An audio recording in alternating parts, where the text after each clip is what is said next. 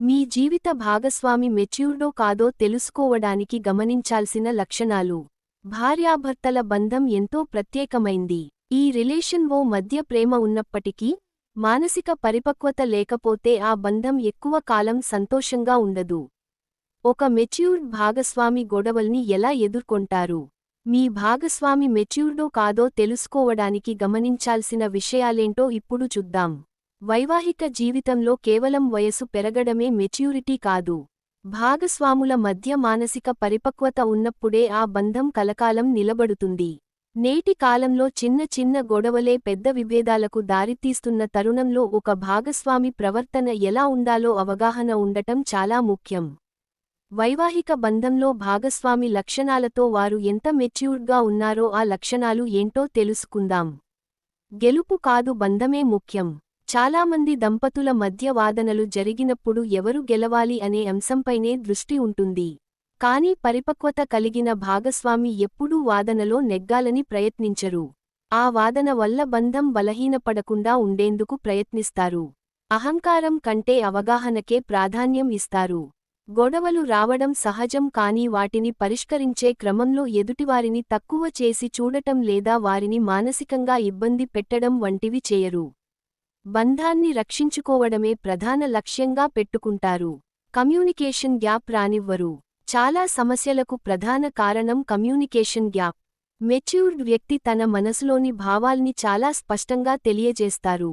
ఎదుటివారు ఏదైనా అన్నప్పుడు వెంటనే కోపంతో స్పందించడం కంటే, అసలు విషయానికి ఏంటో ఆలోచించి సమాధానం ఇస్తారు. ఎమోషనల్ ఇంటెలిజెన్స్ ఉన్న వ్యక్తులు అహంకారం కంటే అర్థం చేసుకోవడానికే ఎక్కువ మొగ్గు చూపుతారు.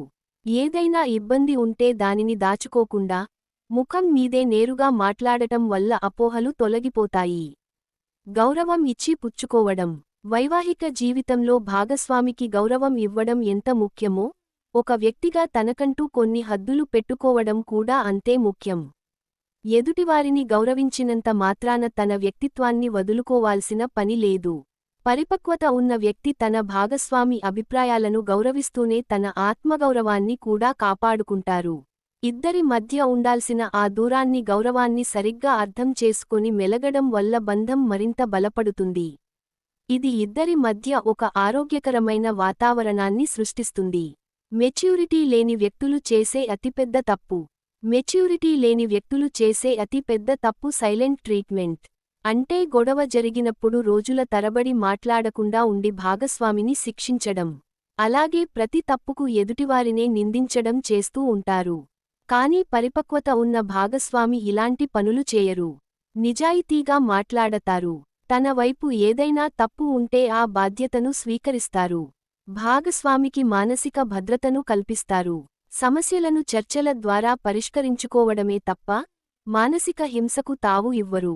మెచ్యూరిటీ అంటే పర్ఫెక్షన్ కాదు. చాలామంది మెచ్యూరిటీ అంటే అసలు తప్పే చేయకపోవడం అనుకుంటారు. కానీ మెచ్యూరిటీ అంటే పర్ఫెక్షన్ కాదు.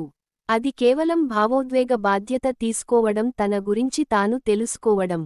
తప్పు జరిగినప్పుడు దానిని ఒప్పుకోవడం, ఆ తప్పు నుంచి నేర్చుకోవడం పరిపక్వతకు నిదర్శనం. ప్రతిరోజూ బంధాన్ని మెరుగుపరుచుకోవడానికి ప్రయత్నించడం, భాగస్వామితో మెరుగ్గా మెలగడానికి మొగ్గు చూపడం ముఖ్యం.